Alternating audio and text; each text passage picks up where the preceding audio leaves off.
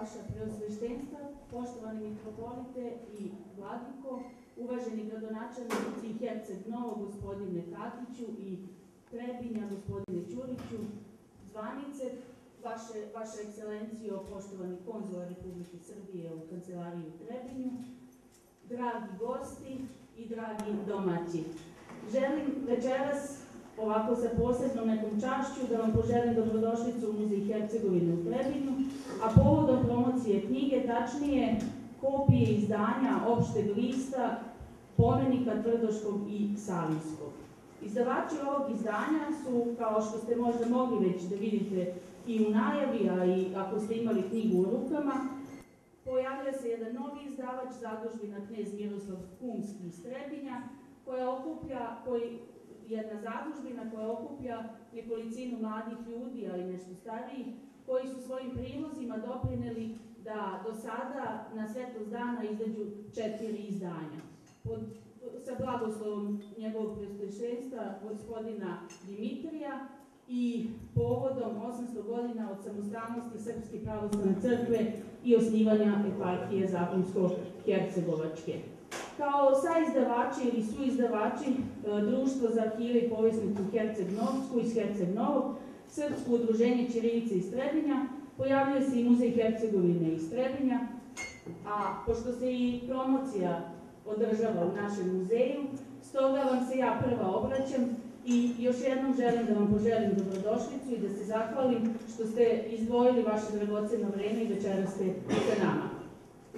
Što se tiče same knjige kao pomenika, u književnosti ili istoriji našeg naroda ona se pojavljuje već od 14. i 15. veka.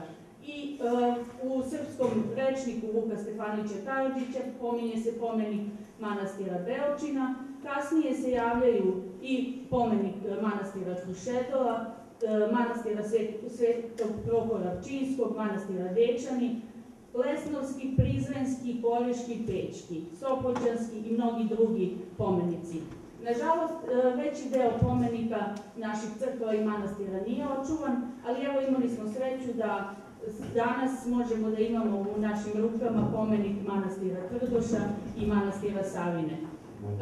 Najviše možemo da zahvalimo istorijatu i pregledu jednom istoričaru i naučniku Stojanu Novakoviću, koji je u jednom preglednom članku pobrojao sve najvažnije naše pomenike i objasnio otprilike šta sve može da se nađe u jednom pomeniku. Pa tako i u tim predgovorima možete da pronađete dragocene istorijske podatke koje su naši naučnici i koristili u svojim radovima.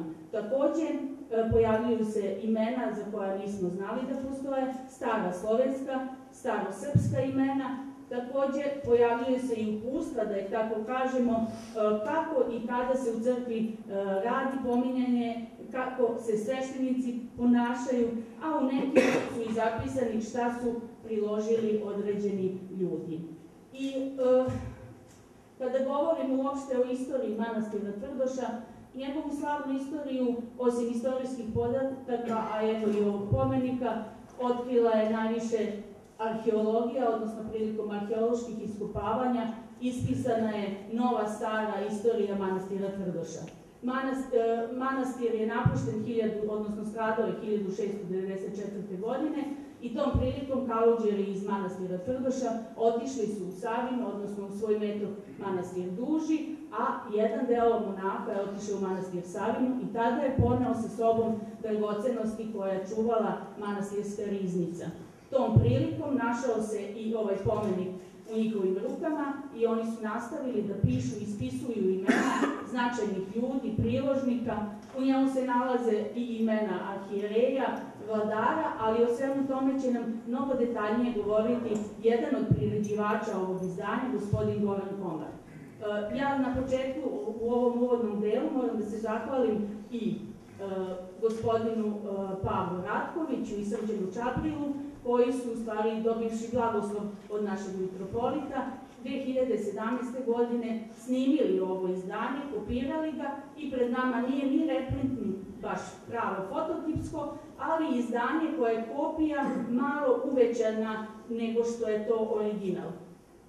Na kraju moram samo da kažem da je ova knjiga, odnosno pomenik, trebalo još 1998. godine da bude pred nama, ali evo slijedom nekih okolnosti sada su se stvorili uslovi i sada večeras će o pomeniku govoriti ljudi koji su najzaslužniji što je on pred nama. Ja ću ovaj uvodni deo završiti upravo rečima Stojana Novakovića koji kaže da je ustanova pomenika znatno pomagala onome koncentrisanju naroda oko manastira u vreme ropstva i mračnih dana naše istorije posle Kosova. Smatrajući da i sada su neki mračni možda dani naše istorije, ali ne toliko mračni, mi smo večeras priredili ovu promociju i nadamo se da će ovo poslužiti kao istorijski izvor i da će drugo njegovo izdanje dobiti i taj kritički osvrt mnogih naučnika. Reč prepuštam gospodinu Goranu Komaru, koji će nas malo pobliže uputiti u sam sadržaj pomenika. Tražio sam reč za jednu malu napomenu koja je vrlo važna kad je reč o pomenicima. Kad sam radio veliku seobu Srba sa Kosova i otkrio sam ono što ne znaju mnogi koji govore da je se sa seobom pod Carnovićem 1690.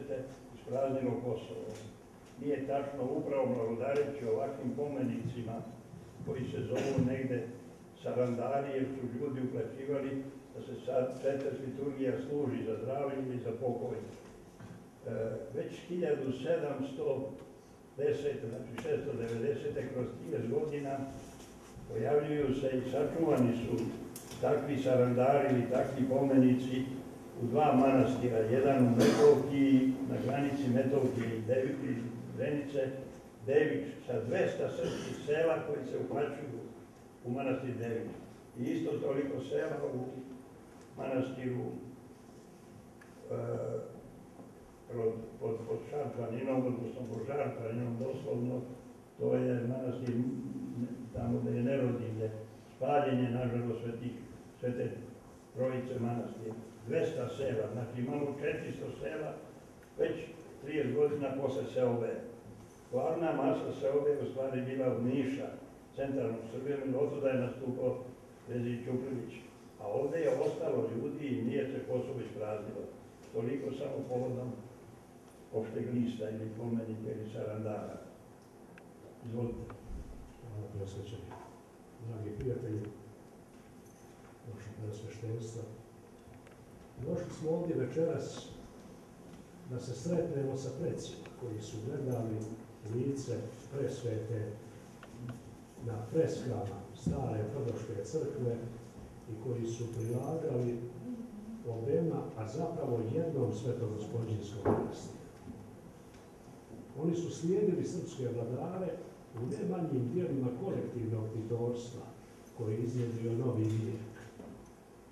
Vijek koji je fiksirao ovo stanje u kojem obitava srpski narod, rasparčan i razdijeljen državnim granicama, ali koji je sazdavao sebi dom spaso izvlačeći zlatna zrna iz oskudne dinarske vrtače da prehrani svoja žeda i pridonese svojoj crkvi. Ogromni je svenarodni podvig Hercegovine u proteklih 5 vijekova. I to sled neprestanih razaranja, od 5 opštih listova, od 5 ovakvih knjiga, sačuvan je samo ovaj Prdoško-Savski, blagodareći činjenici da su knjigu trebinski monasi prenijeli u Bogopotorsku u manastiru Srema. Ja ću se večeras sjetiti 2 razgovora, 2 događaja. Jedan susret sa preosvećenim vladikom Atanasijem 1998. godine, kraj manastirske crkve u Trdošu. U to vrijeme smo već priredili jedan prepis, prvobitni prepis opšteg lista. Vladika je u to vrijeme izražavao namjeru da štampa opšti list, da priredimo prototimsko izdanja. U to vrijeme se nisu mogle iznaći sredstva poduhvat. Evo danas, zahvaljujući zadužbini knez Miroslav Krunski, a najviše zalaganju i trudu, vrlo sistematičnom, upornom, osnivača zadužbine, gospodina Ratkovića, ovo je djelo privedeno kraju. I sjetit ću se jednog razgovora sa ocem Justinom Igumanom Savinskim iz 2001. godine, kada smo donijeli odluku da objavimo sve savinske zbirke, dakle pomenike, familijarne pomenike Boke Kotorske. Evo večeras je i taj plan ostvaren. Čitulja je rodoslov i prenosiva knjiga postanja i izbavljenja u otomanskoj presiji i perspektivi vazdašnjih pomjeranja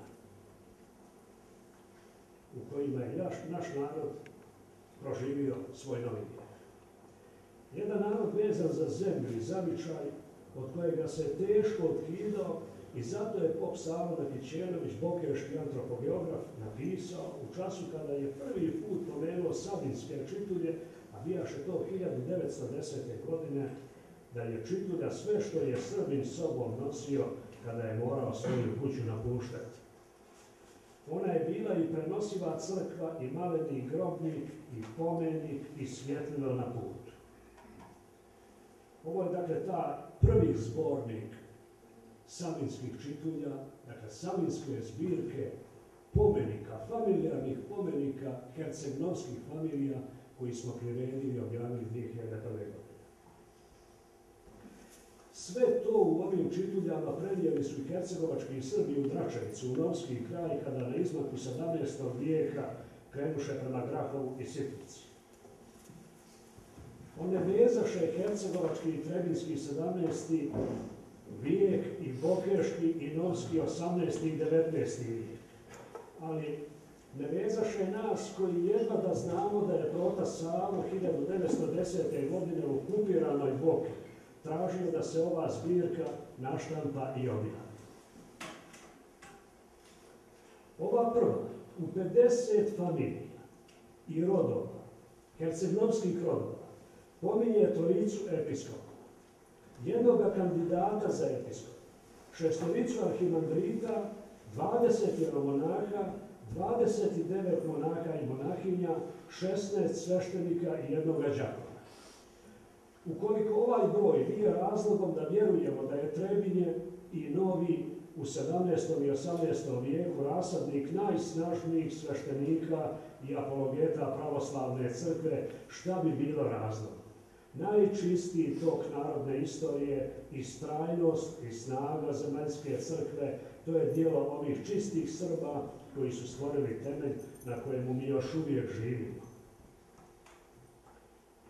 U 16 svešteničkih familija gotovo sve čitulje odpočinju trebinskim i hercegovačkim jeromonasima i monasima, ali i episkopima, od savinskih i topanjskih Živkovića, episkopom Stefanom i episkopom Simeonom, a od trebinskih Palikuća episkopom Aksentijom, ličnost 18. vijeka. Među trebinskim Avramovićima, koji su se nastanili u selu Trebesi, kraj Herceg Novoga, sa 30 sveštenika i kaluđera i 6 kaluđerica u rodu, među kojima je prvi arhimandrit trebinski i savinski Georgije, a ostali su se rađali u Boki Kotorskoj i podizali ratom zapustilu Savinu. Između 16 prednjačećih rodova i familija koji su u Novome stajali u 19. vijeku, čak 11 više tamo ne stoji. Ili su izumrli ili raseljeni. I sada ove čitulje postaju naše održavajuće sredstvo za podizanje naše djece. Jer ukoliko naš narod zadrži svoj narodni, državni i crkveni poredak, on će svakako iznova stvoriti svoje narodne škole u kojima će se pisati i čitati srpska narodna pametarnica, oslobođena od okupacionih taloga. I tada će ovi upisani velikani govoriti o zemlji i slobodi, o zavičajnoj i nepromenjivoj zemlji u kojoj umrli grade njenu nadzemaljsku otadžbinu. I slobodi istoka koji je sama sloboda i koji su oni hranili i podupirali svojim životima. Ova imena su imena onih hercegovačkih sveštenika i kaluđera koje je na svome putu kroz ovu zemlju susreo ruski diplomat Aleksandar Griperding, ali i engleski arheolog Arthur Evans.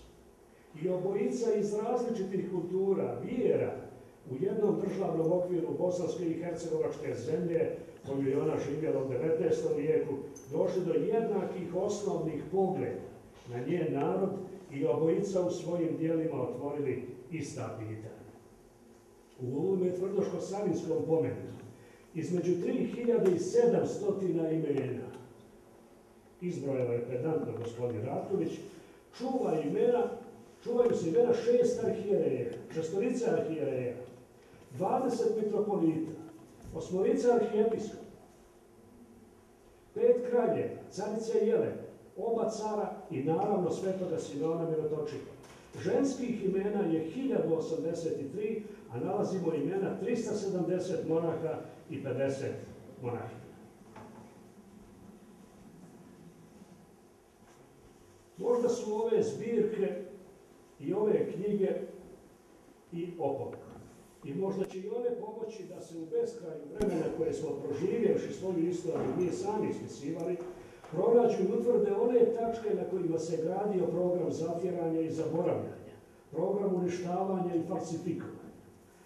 A razgledajući prinos i otačesko predanje starih Srba, kojemu su čitulje i opšti listovi najviša nadgradnja u ruci ispruženoj da dohvati do nas, sustalih i gordih, te tačke ne stoje jako daleko. Dublje u vrijeme, dalje u prostor, brodite po pustinji središnjeg mora ili putujte na tragu neumornih primorskih karavana, sve ćete jače osjećati domete i snagu najjačeg srpskog, dinarskog, narodnog ognjišta. Sveti Simeon, dakle onoga koje je Sveti Simeon podario svome najdražem sinu. I sin se podigao u putu koji su ova imena bespočetno i bespogovorno ponavljala i ona se sama ne bi zapisala da je ne stvoriše prosti zapisivači poput Isaije Tvrdoškog ličnosti, dakle sabrata Tvrdoškoga manastira 17. vijeka i Makarija Savinskog s kraja 18. i početka 19. vijeka. Novskoj i Trebinskoj djeci ovo prepisivačko djelce posvećujemo da se kada se saberu i okrenu pogledom po zavičajnom okviru svoje male zemlje, sjete da se ništa u božanskom toku i usmjerenju ljudske istorije ne može ljudima mijenjati, nego samo Bogu upodobljavati. I oni su djeca najvećih ljudi, koliko su ljudi mogli rasti i u istoriji se ukazivati. Zato će isključivo djeca podići svoj grad i metnuti ga u kolo gradova budućega vijeka. Onoga časa, kada njihovi nerođeni žitelji dotaknu onaj stari, božanski, protektivni prsten mediteranskog svijeta po kojemu su se kretali stari Novljani i Trebinci, u svakome dijelu, u svakome preduzeću, svakom mišlju i svakom slutnjom, ovi će gradovi iznova da nađu svoje zatirane temelje. Hvala vam na pažnji, ja bih sada zamolio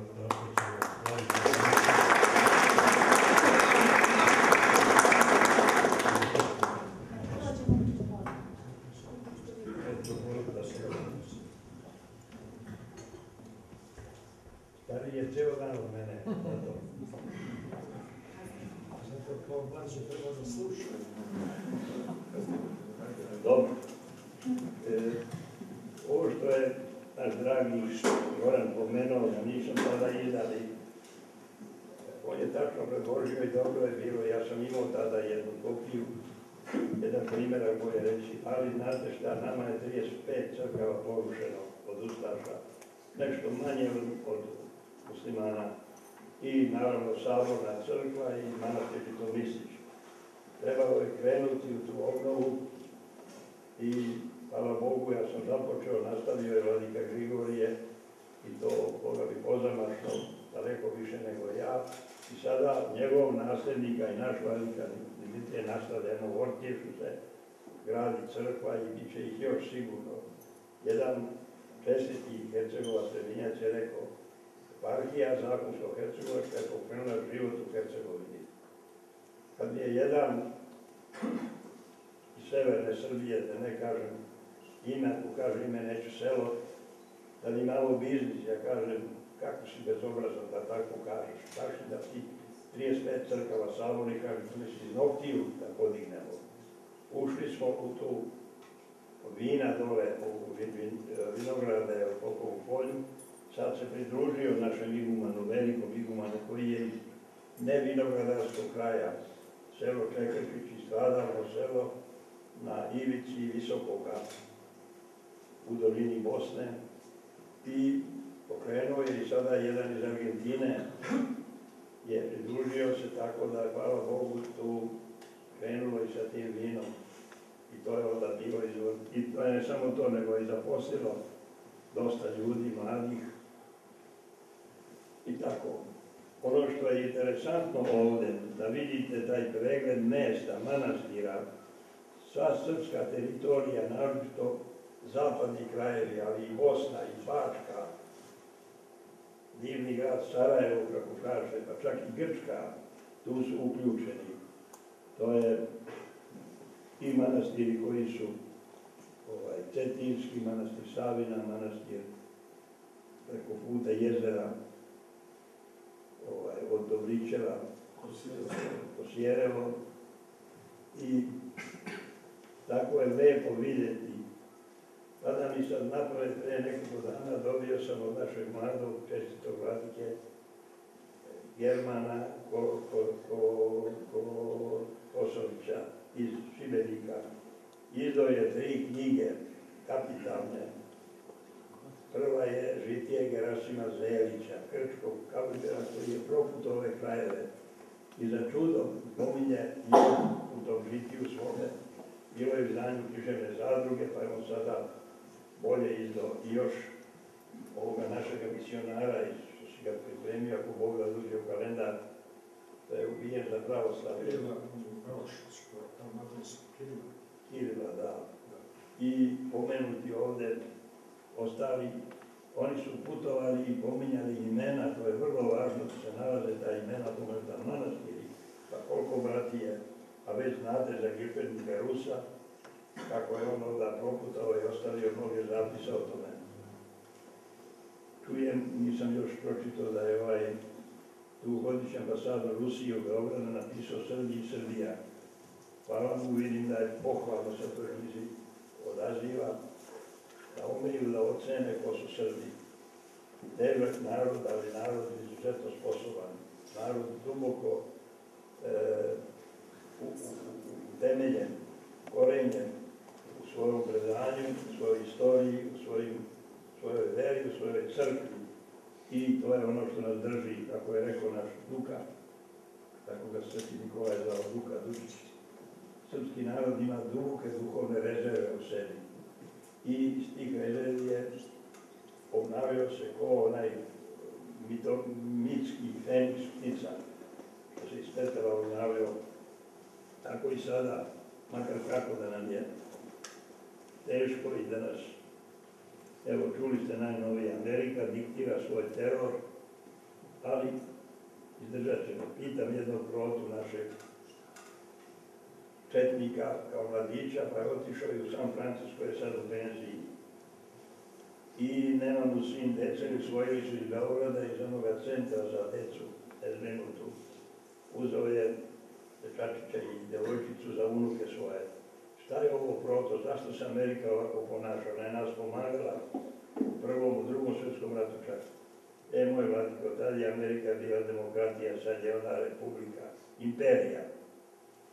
Ponaša se kao imperija, ali mi se ne klanjamo ni imperiji, ni republici, nego jednostavno stojimo na nogama i opstaćemo u onoj srpskoj divnoj poslovici kada biti stići, ponekad uteći, a najvažnije na strašnoj mjestu postojati. Postojati da bi se opstalo. Mnogo mi je milo što su ovi mladi ljudi na čelu sa našim Goranom i sa našom Ivanom. Ona je donačanka, je radila sa pokojnim profesorom Jankovićem odmah po završetku rata 1995. u obnovi Trdoša. i prekopali su crkvu, nismo oltar dirali da bi mogli da služimo, pa smo preselili 19 kostura u ostatke jedne zgrade manastirske u groblju, koja je imala jedno pola metra zidove, pa smo to digli, napravili sada kosturnicu, a gore digli crkvu svih svetih Srba i ako Bog da bit će peskopisana. Da dodam, i sebi sam napravio crkvu, pola u groblju, pola van groblja, jer se žale Hercegovci da im davno grob jednog vladike nema u Hercegovini. Evo, ja sam pripremio kad Bog bude hteo, nadam se da će biti uskoro, da ostanu tu, pošto starinom sam Hercegovac.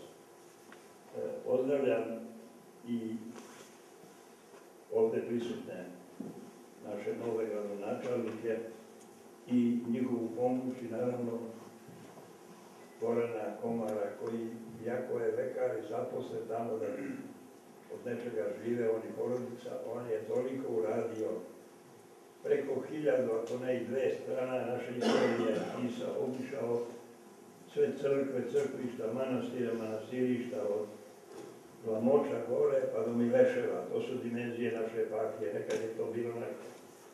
I od Boke njegove i naše pa sve do Karnovika.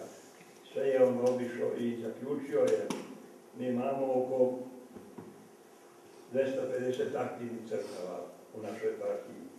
On je našao toliko, ako ne duplo više crkava, crkvišta i manastirišta, koji su sada u ruševinama, ali koji su bio crkveni život. I to ću, ako Bog da, u planiranoj jednoj knjizi, bolje reći jednom seriji knjiga, 2, 3, 4 knjige, istorija naše eparhije sa ličnostima upisujemo. Danas sam dobio imena pobijenih sveštenika od komunista. Nažalost, malo su Hercegovci tu bili, više su došli sa strane.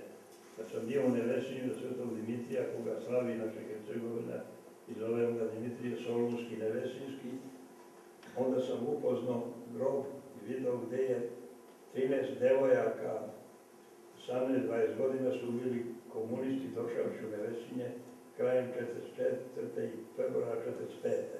Nevine devojke, samo zato što su bili iz patriotskih porodica.